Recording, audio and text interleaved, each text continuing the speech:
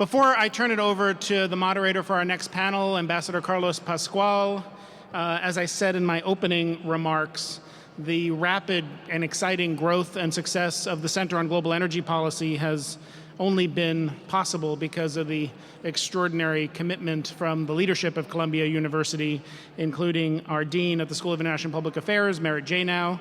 The weekend before last, CIPA celebrated its 70th anniversary with a star-studded gala just down the street. And I would like to ask Dean Janow to please come to the stage now to say a few words about CIPA's 70th, about why all of us at CIPA are so excited about what the future holds for CIPA and what that will mean for CIPA's work on energy and the environment. Dean Janow. Thank you. Well, good afternoon. What I really wanted to do was welcome you all here today and say how pleased I am that we are celebrating this year the 5th Energy Summit undertaken by the Center at CIPA and at Columbia at a year when we're also celebrating our 70th anniversary of the School of International and Public Affairs. And as you may know, CIPA was started shortly after the Second World War by some of the same scholars who were thinking about global institutions, the Bretton Woods institutions and the United Nations, with the thinking that we needed to train Americans to be effective in the world, and that meant that they needed to know some economics and they needed to know about different regions of the world. And over time, from that class of 20 or so initial students, we've grown into a school of about 1,500 graduate students in 6 different degree programs. 55% of our student body is non-American, and our fields span from urban policy to international security and international finance and economic policy and energy and the environment. And in recent years, I would say that this emphasis on energy and the environment has really been seized by CIPA, recognized by the university, and the Energy Center has been a real driver of dynamism and engagement at CIPA and at Columbia University.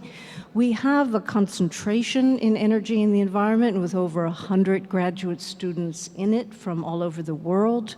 We have capstone projects, which means projects with our students and faculty engaging institutions, private and public and NGO on real projects around the world, a climate project in China, a project in India, a project with the World Bank, with a number of corporations, NGOs. And so the blend that we have of training and capstones and scholarship with events, large scale, small scale, really creates a center of interdisciplinary engagement on the economics, the politics of energy and the environment in ways that I think are enormously dynamic and interesting and valuable and engaging to the world and its complexities today. I'm particularly appreciative of the leadership of Jason Bordoff and the Energy Center. It's really been an extraordinary addition to CIPA and to the university. And I hope you can see by this incredible summit now in its 5th year that it brings together scholars, practitioners, policymakers, both regulators and regulatees, NGOs, a real diverse group of viewpoints around these issues, which is what we must have to be advancing evidence-based, rigorous policy, also informed by diverse views in our community and around the world. When I think about the active, visible, creative, and engaging work of the Energy Center, I really am just enormously impressed. And I think if you visit our website, you'll see that it's often the Energy Center that's at the cutting edge of experimentation also around podcasts, workshops, conferences, and that we are all beginning to do more of through the creative example set by Jason Bordoff and the extraordinary scholars and practitioners that are joining our community. So I thank you all for being with us today. I hope that we'll see you again and that you will continue to be involved in our work, whether directly through the Energy Center or in recognition of the role that this kind of work is playing within a great research university. Thank you all and welcome.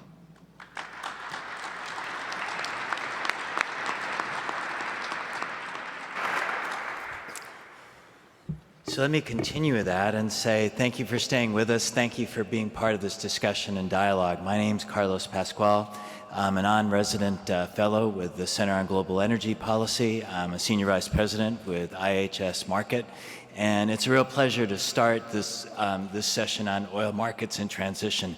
And wow, have they been in transition over the past 3 years, passing through tranches of low prices, through periods of extraordinarily high production, of changes in cycles and forms of production, of the integration of shale oil into markets, questions about what happens to conventional production and how all of this relates in a world that's increasingly concerned about climate change and limits on level of carbon in our economy.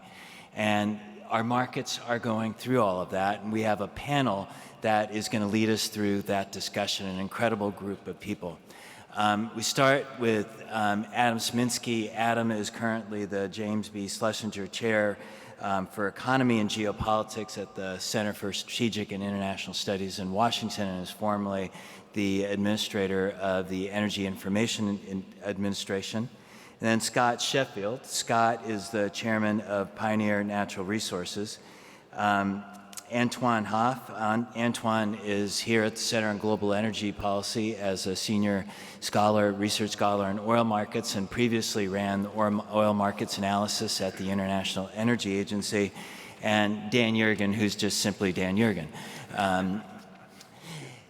And he's also the vice chairman of IHS Markit as well. So he's my boss, and I need to be nice to him. Thanks, thanks, Carlos. So one of the things I'll give you one instruction, and after that, you guys can do whatever you want to do. When you talk, speak into your microphone, and and when you're speaking, talk to them and not to me, so that way you'll actually talk into the microphone, and that way everybody can hear you. And Adam, so for your sins in life, since you've been an extraordinary market analysis. You know his sins in life, but do you, Sheree? So being an extraordinary market analysis in Wall Street, having had the role that you've had at the Energy Information Administration, how can you help us understand this world where you get this extraordinary OPEC, non-OPEC agreement? How did that become possible? And how did this world change from where we were 2 years ago when OPEC simply said we were not going to respond when these enormous supplies were coming into the market? So there's probably many answers to that question. One of my philosophies is in life, nothing ever happens for just one reason. There's always more than one. And I think that if you look back, it was the need after a year and a half of low oil prices, producing countries, and especially a number of those in the Gulf, including Saudi Arabia, I think came around to the view that said prices had to be higher in order for them to stabilize their revenue flow.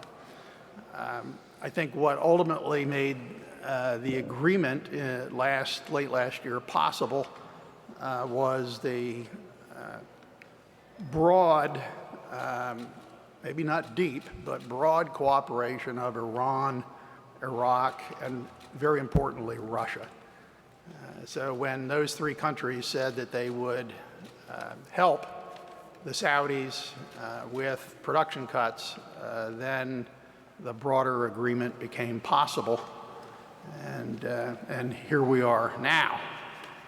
One of the issues, Carlos, as you know, is what the agreement has done so far is to kind of balance the market, but not really draw down inventories by a whole lot. It looks like they're going to have to extend this agreement for another 6 months and maybe even deepen it a little bit. We'll see. The economy globally is doing okay. Demand is up. But because of activities of companies like Scott's, the production of shale oil in the United States is coming back up again. And that's kind of eating into those cuts that OPEC agreed to. So the agreement, Adam, when it was put together, we saw oil between $40 and $50 a barrel. Now we've been jumped up into a 50 to 60 range. Given all your experience in government and outside of and in the private sector, do you bet on that $50 to $60 range to be sustained, or is it depends? Right. So one of the things that I learned on Wall Street is you never bet on anything, you invest. The betting terminology does not get published on Wall Street. There's an interesting aspect to this, and in fact, Dan Yergin and his colleague Jim Burkhardt wrote about cycles in oil, and they looked at the very long, 60-year, 50, 60-year history of cycles in oil, and I don't think that we have completely erased the idea that oil could go in cycles again. So I think that companies and governments that rely on revenues from energy always need to have a plan B. I think what Dan showed was that the volatility in oil has been something that's been around for a long time and probably isn't going to go away. So what I would say is that in the near term, a lot of progress has been made towards rebalancing the markets. What the decade of the 2020s is going to look like, I think, is actually a more interesting story. Some people believe that it could be a decade of stability, like the 1960s or the 1990s. I'm kind of thinking it might be a decade of disorder that looks more like the 1970s or the 2000, the aughts. You saw how skillfully he avoided answering my question of what's going to happen to prices in the near term and talked about chaos in the next decade. Right, so we're just going to give up on you and go to Scott here for a second. He's got more freedom now. So I used to be able to ask him questions he would never answer the last 4 years. Yeah. Well, so wow, what a period you've gone through such a boom and through such a contraction of pain through the collapse of prices. And now, one of the things people have often started to say is that OPEC has become the best friend of the American independent producers.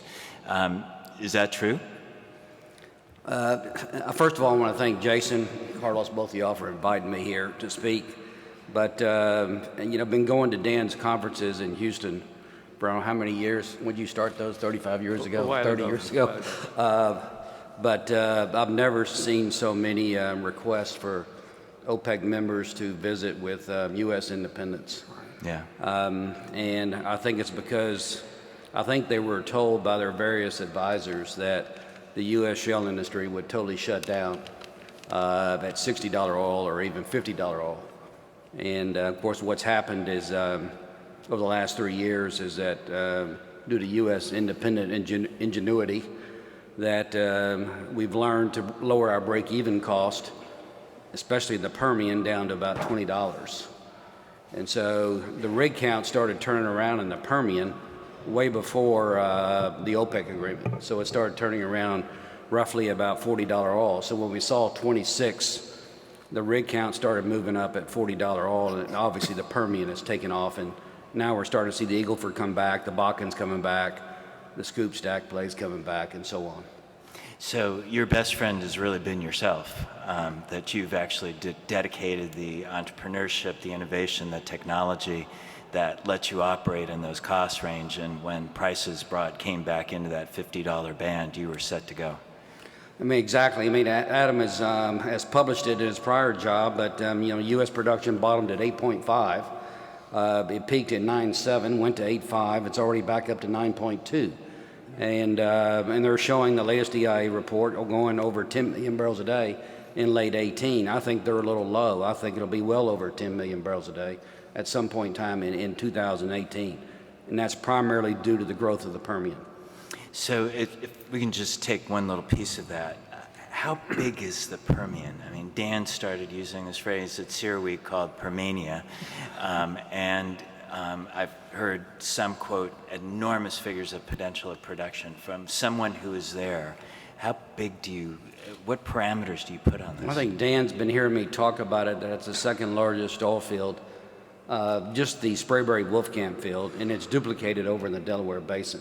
The Delaware Basin is 5 fields, but they're really going to be one field at some point in time. The Sprayberry Wolfcamp is essentially one field, and those 2 fields will end up producing, if you look at 35 billion barrels recovered already in the Permian Basin, there's another 150 billion to be produced.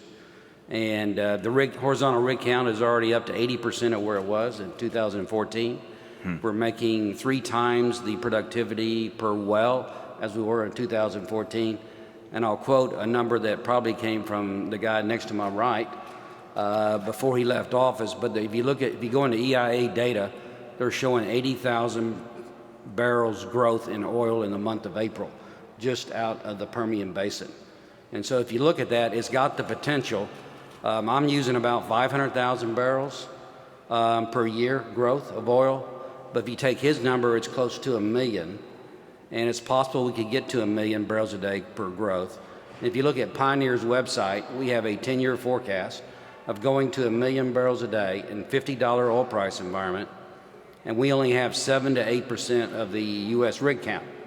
So you multiply that by 12 to 13, and you can easily get up to 10 million barrels a day to 12 coming out of the Permian, multiply by 75%, and you get about 8 to 9 million barrels of oil, not natural gas and NGLs, coming out of the Permian Basin. Extraordinary. So Carlos, Please. 30 seconds. The interesting problem that could create is that if the U.S. has that kind of growth, then there's no room left for anybody else in a world where oil demand is growing at 1 million to 1.5 million barrels a day. And that's the exact problem we had in 2013 and 14 that caused oil to go to $26. Well, so let's spend a couple minutes on the demand side of the equation, Antoine. If you can take us there. Your former institution, the IEA, today's oil market report came out indicating that they're lowering their demand figures, citing weak demand in the Middle East, U.S., Russia, India. How weak is demand? Can you sustain 1.5 million barrels a day, or are we really in a world that's going to go significantly lower? Well, that's a very tough question. You mentioned the IEA numbers, and what's really remarkable about the IEA numbers, if you look at the IEA estimates of demand growth in 2015, so just following the price collapse, they went from 700,000 barrels per day to 2.2 million barrels per day, depending on the month. So 1 month, and this is estimates, not forecasts. I'm not talking about forecasting the future. I'm talking about estimating current demand or recent demand. And depending on the months, 1 month, the estimate would be a much lower than normal pace of demand growth, the lowest since the financial crisis of 2008. And then the next month, it would be the highest demand in 15 years. So this tells you how much uncertainty there is about the demand numbers. If we look at the trend of the last 2 years, it looked like on paper there was a very strong response to the low price and a surge in consumption across the world, particularly in non-OECD countries. But if you start looking at it with a fine-tooth comb, in China in particular, it's not quite clear that what we count as demand was really demand, as opposed to demand for storage. There was a huge increase in inventory levels, which we don't capture particularly well either. Of course, that's all going to change because all this estimation of demand is based on traditional techniques of collecting data and processing the numbers. But now there's kind of an arms race underway, looking at collecting data through machine learning, through satellite pictures, and so on. And I think within a very short period of time, we'll have a much higher degree of knowledge about what's going on in the market. But currently, the reasonable response, the conventional response would be to say, if OPEC is somewhat successful in supporting the market, then we should see a demand response, less demand growth than we've seen in the last 2 years, and that should, to some degree, offset the result of the production cuts. Let me sort of take a piece of that demand picture and moving into refined products. But one of the things you've mentioned to me in the past has been the degree to which Scott's innovation, the growth out of the unconventional sector, has had such a dramatic impact in patterns of refinery, of storage, and transport. Can you elaborate what that is and how it occurred? You're right. I mean, crude is crude, and there's many different kinds of crude, but it's basically a fungible commodity, give or take. Demand is very diverse. It's different products. There's jet fuel. There's LPG for petrochemicals or for heating. There's many different users, and then it's very fragmented. It's very dispersed. So it's very hard to understand demand, and then there's the whole process of transforming crude into products. So the advent of shale has really transformed the refining industry. There's been a huge increase in refining activity in the U.S., which has seen the U.S. transform from the largest importer of refined products into the largest exporter of refined products in just a few years. But that was the transformation of the last few years. Now there's other transformations going on in the world. There's this huge increase in refining capacity in the Middle East, led by Saudi Arabia, but followed by the other GCC countries as well. And in the last year, we've seen a massive transformation in the Chinese downstream sector with the rise of the so-called teapot refineries, the independent refineries, which are not part of the national big companies, Sinopec and PetroChina. They're not always as small and antiquated as the term teapot would suggest. They're not always privately owned or entirely privately owned, but they're much more independent. So in the last year, they've taken a lot of the market share of the major national refineries, PetroChina and Sinopec, and this has completely transformed the patterns of refining in China, but also the way the refined product market works around the world. So let me take all of those different pieces with cycles of production, radical changes in technology, changes in supply, changes in demand that we're beginning to see, the processing. And Dan, nobody's looked at the world of energy, history, politics more than you have. And Adam already mentioned earlier the work that you've done on cycles. Are the cycles that we see in oil markets significantly changing because of the advent of shale? Is this just a different market now than what used to exist 30 to 40 years ago? Well, for some reason, that reminds me of the first line of Anna Karenina, in which Tolstoy says, every unhappy family is different. And I guess you could say every unhappy price collapse is different. But in this case, I think while there are different features, and there's clearly differences in what's happening in transportation and so forth, certain of the basic patterns are the same.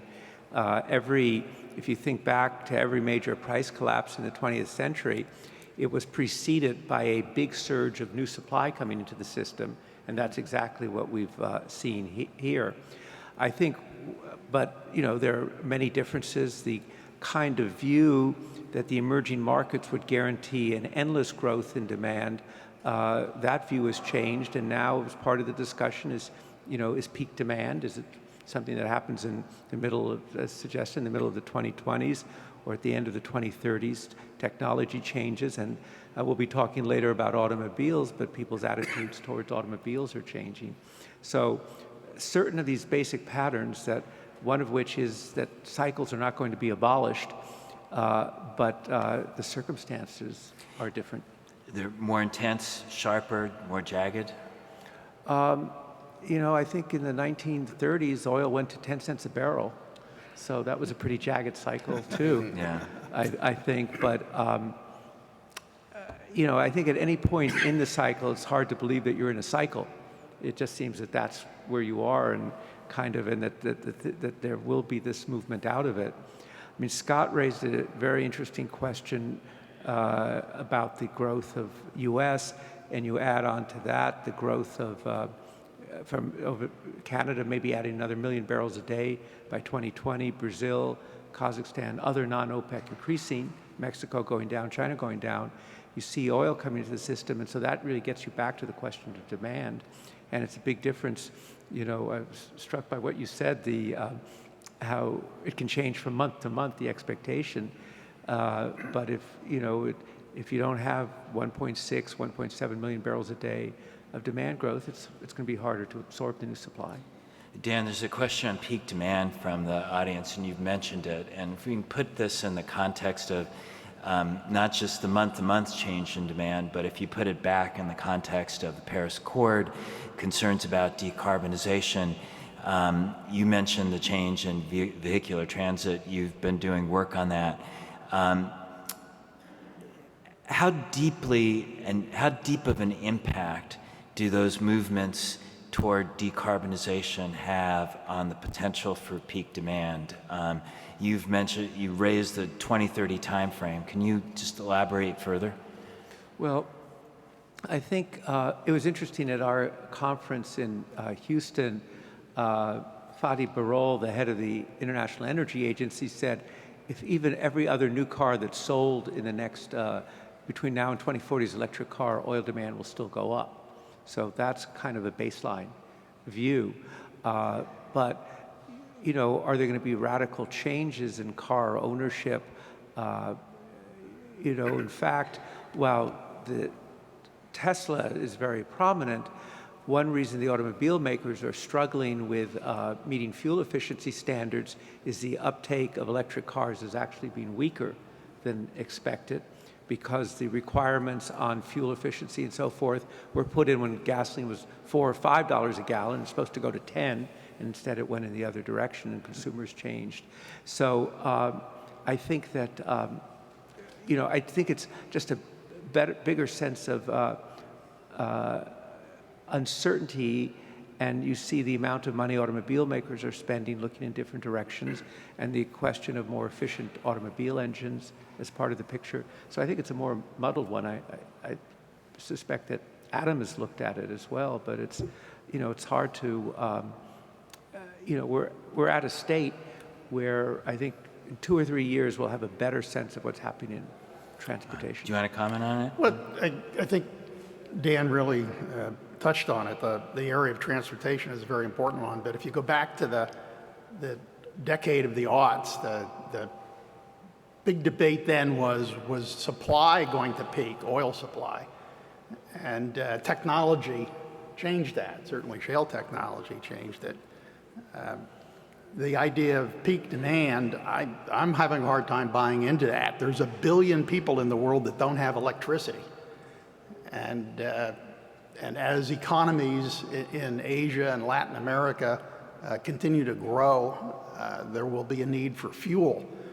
Now, it looks like that fuel could be coal even in India, or we could hope that it could be natural gas. China has a big nuclear program, and some of that was talked about on earlier panels. Maybe there will be a big change in technology that would allow us to find cleaner energy or to use energy more efficiently so that we would have peak fossil fuel demand.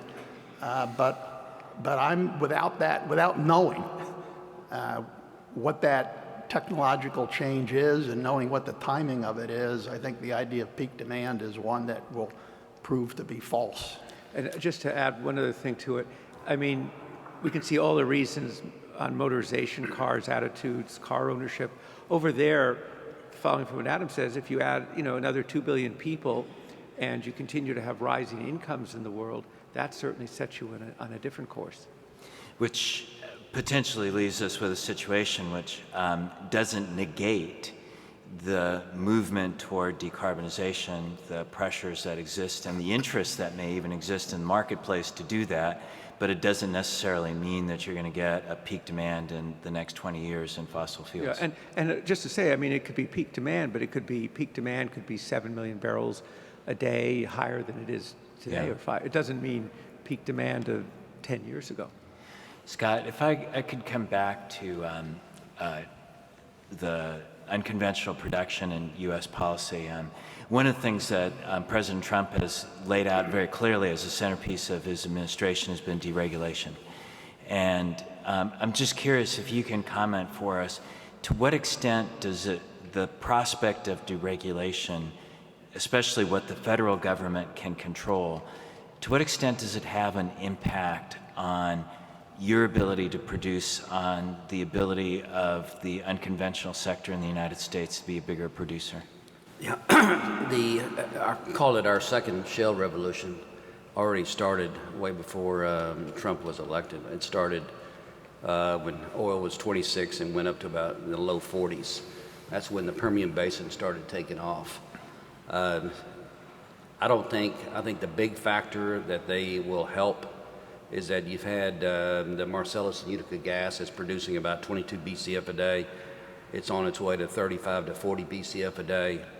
And there's been pipelines that have been restricted to move that gas both north to New England and also south.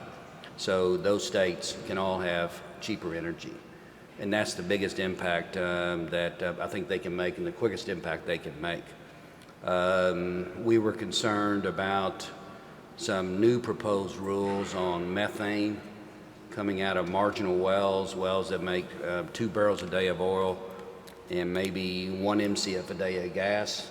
We were potentially going to have to install $80,000 to $100,000 vapor recovery units on those wells. There's 1 million barrels a day that would have been shut in this country, and we could have only have imported that 1 million barrels a day from Saudi Arabia. So we were going to become very heavily dependent upon that. So that was probably the last rule that, and they're talking about moving that rule away. Mm-hmm. So those are the two big changes I've seen that have happened. I don't think anything else they can do to slow things down, what's going on in the revival, because it's all about technology changes, larger fracs, longer lateral length, and that's what's causing this change over the last 3 years.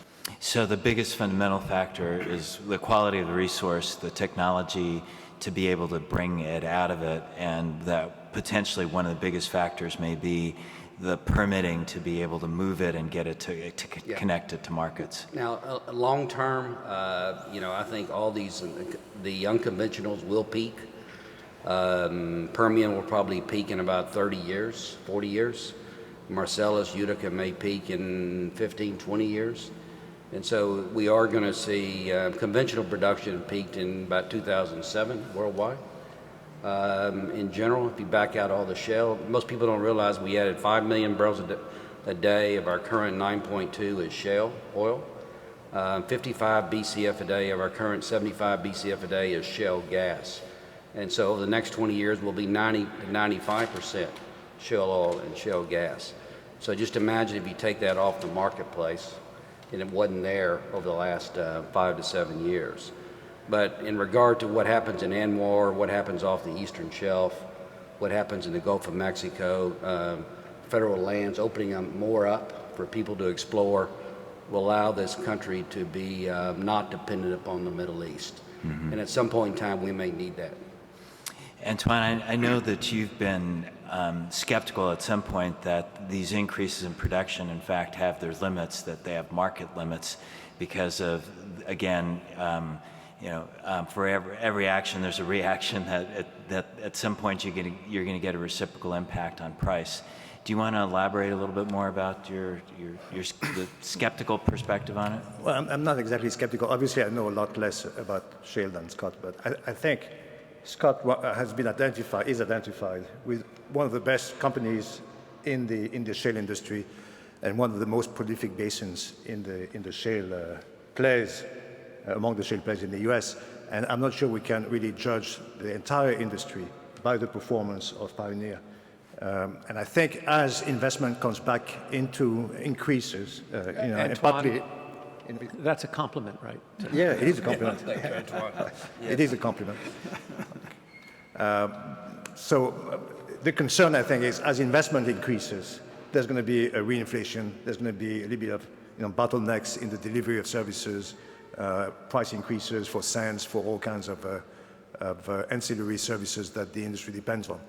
So, the tendency in the last few years has been to adjust upwards expectations. Every forecast has been revised upwards. When I was at the IEA, we've spent our life revising upwards our forecasts. But I think the time has come now, we're going to see downward revisions of forecasts. Actually, we saw one this week when the EIA revised their forecast in the steel and the PSM by 100 plus 1,000 barrels per day for June. And I think that's just the beginning of the trend. We're going to see those. There's been now the expectation of revising upwards has been built into the models, and it has to be now worked out and reversed. Okay.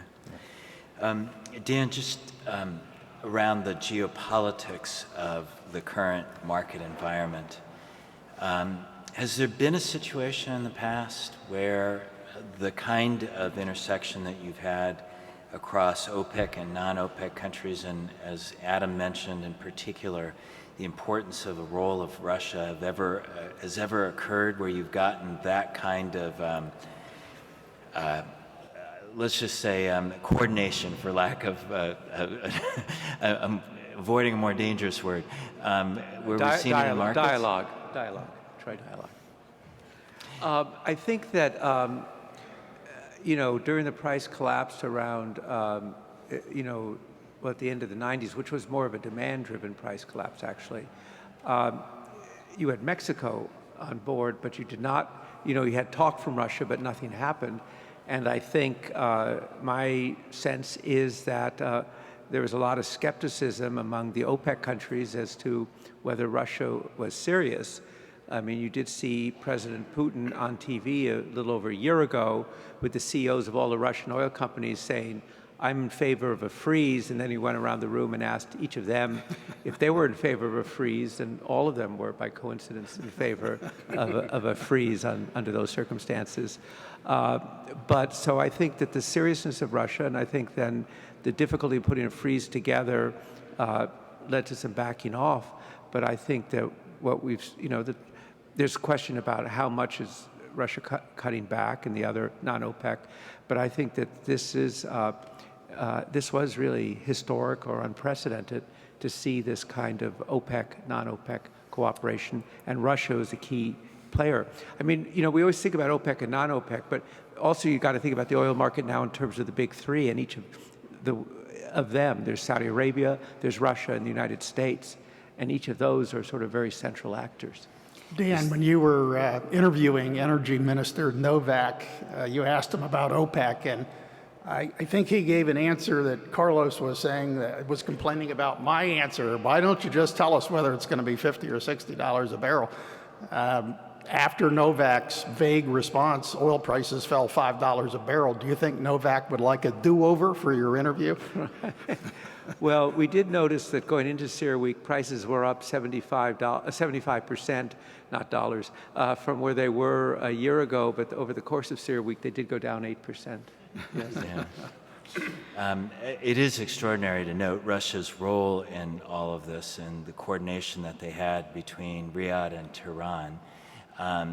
Do you think oil enters with Russia another aspect of Middle East politics and Middle East power? Say that in terms of? So given the critical role that Russia ended up playing between Riyadh and Tehran in negotiating a deal, in effect, does that reinforce Russia's political power in addressing Middle East issues just simply because of their ability to play on an economic front in addition to the security front? Well, I think, yes, I think that made them much more of a player and the interlocutor there. And I think just as, although there's a cost for it now, they can see their entry into Syria also got them out of the penalty box and made them a player too. So I think actually you make a very good point. The two things reinforce each other and making them a more important player again. Yeah, it's a fascinating part of the geopolitical picture against what we're seeing in the newspapers every day right now. But Adam, let me come back to you and combine your world of energy and your world on Wall Street.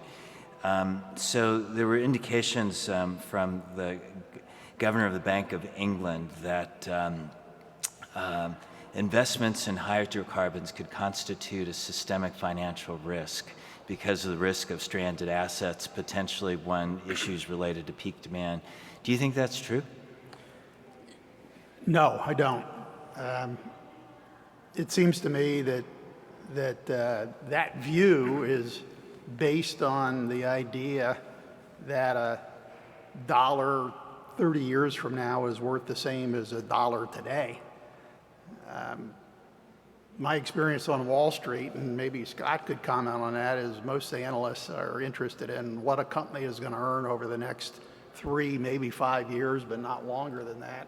I'd say 3 months. 3 months, 1 quarter. Yeah.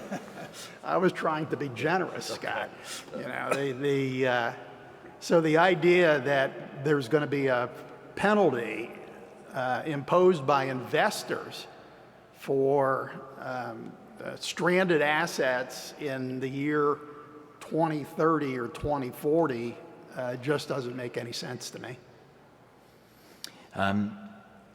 I think throughout the discussion, I mean, one of the things that has consistently come up is the impact of innovation, technology, entrepreneurship, how that has continued to stimulate growth, how it has led to recovery, how the fact that we are going to go through cycles, that there's a particular difficulty in understanding demand, but that still there is going to be a requirement for oil in the future. All of those things, in my mind, have come very clearly through in the discussion. I think it would be interesting for everybody if each of you can just take a second and say that as you look out over the coming 2 years, is there a particular single thing that you think is critical to watch out for that's going to be indicative of where oil markets are going to go? I just had everybody here probably has read The Prize. The other book of Dan's that you should have a look at is The Commanding Heights. And The Commanding Heights talks about the financial crisis that got started in Asia with a banking and currency problem. And I would say that if I was looking for a surprise, that some kind of banking or currency, financial markets related crisis could engulf us again, cause the economy to falter, and that would be a big problem for oil.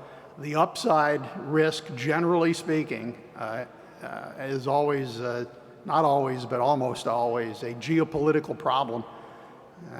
I've been thinking for 3 or 4 years that Venezuela and the 2 million barrels a day of oil coming out of there was going to be a problem. It hasn't happened yet, but that doesn't mean that it couldn't happen in the next 6 months or a year. Scott? Yeah. If I was an advisor to OPEC, based on what's happened to our shale revolution, I would keep oil Hold your mic a little. I would keep oil prices $50 to $55 long term. Even though I believe in Bob McNally's book, which y'all just published at Columbia, that it's going to be very, very volatile over the next several years because we just can't control it. But 50 to 55 is a very, very good price, moderating U.S. shale growth. Antoine? Well, I think key is to distinguish between cyclical movements and structural movements. It's true that oil is a cyclical market, but first of all, there's now 2 cycles. The shale cycle, which is a short cycle, the longer cycle of conventional or high-ticket projects. But then there are structural changes in demand which are long-term and which have yet to be fully assessed. But I think in the short term, I agree with Adam, the geopolitical risk is very high. The price has not fully recovered yet.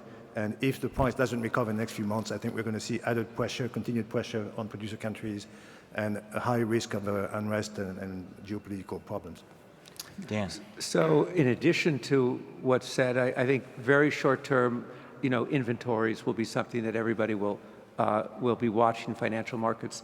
All the points that were made, and a related point to Adam's point is the global economy and whether some kind of crisis of globalization around issues of trade had a negative impact on global growth on the downside. I think that those are great reminders to end up on what happens with the world of trade, our broader economy, the banking sector, how politics fits in around that, and how some of the critical players are going to respond to it.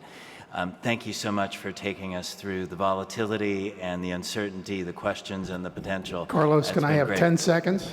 $55 oil next year, you wanted the answer to that. But keep in mind that the 95% confidence range on that forecast runs from $30 to $95. Well, there you go. You heard it from Adam Sieminski right here. Thank you very much. A great hand for our planet.